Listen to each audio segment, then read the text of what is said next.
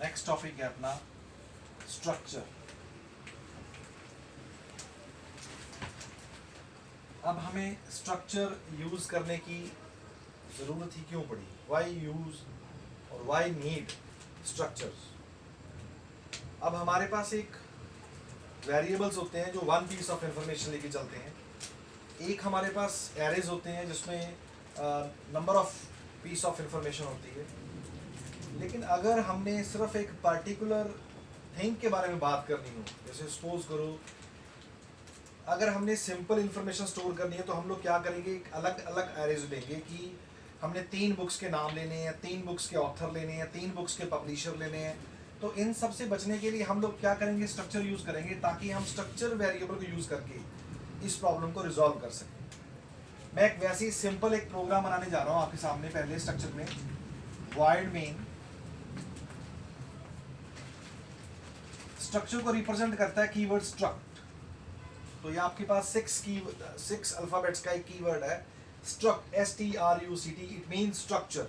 आप स्ट्रक्चर का कोई भी नाम लोगे, जैसे मैंने ले लिया एम्प्लॉय। अब स्ट्रक्चर की हम लोग बॉडी तैयार करेंगे जिसके अंदर मैंने एक वेरिएबल ले लिया कैरेक्टर एंड 10। इसका ये साइज हो गया। अब मैंने यहाँ पे स्ट्रक्चर को क्लोज कर लिया। When you want to assess the variables from the structure, it should be assessed by object. अगर आप स्ट्रक्चर के अंदर जो भी वेरिएबल्स डिक्लेयर करोगे, अगर आपने उनके साथ काम करना है, उनको असेस करना है, तो आपको ऑब्जेक्ट लेना ही पड़ेगा।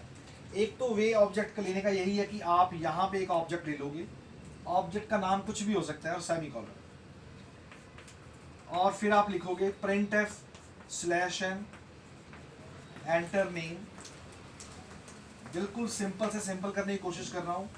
scanf %s कॉमे बंद एम्परसेंड साइन, पहले ऑब्जेक्ट का नाम, क्योंकि E1 रिप्रेजेंट कर रहा है इस पूरे स्ट्रक्चर को। तो इस स्ट्रक्चर में से हमने किसको बाहर निकालना है, n को। E1.n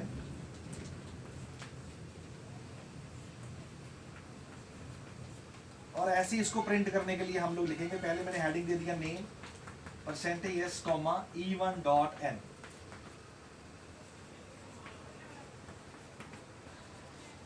अब जब आप इस प्रोग्राम को असेस करोगे, स्क्रीन के ऊपर लिखा आएगा एंटर नेम और आपने डाल दिया राम। तो वो ऑब्जेक्ट की हेल्प से n के अंदर वैल्यू इनपुट हो जाएगी राम, और ऑब्जेक्ट की हेल्प से ही मैंने आइडेंटिफायर साइन लगाकर n में से वैल्यू बाहर निकाल ली राम। तो ये मैंने एक सिंपल प्रोग्राम करने की कोशिश करी है। एक तो वे ये था कि यहीं पे आप ऑब्जेक्ट डिक्लेयर कर दोगे, या फिर आप अगर ये वाला मेथड नहीं करना चाहते हो, आप कर्ली ब्रेसेस का सेमीकोलन करो और उसके बाद आप यहाँ पे लाइन लिखोगे स्ट्रक्चर एम्प्लॉय और उसकी ऑब्जेक्ट का नाम E1.n। तो E1 क्या है, आपका ऑब्जेक्ट है। तो ये था बिल्कुल सिंपल से सिंपल वे से प्रोग्राम स्ट्रक्चर। Thank you.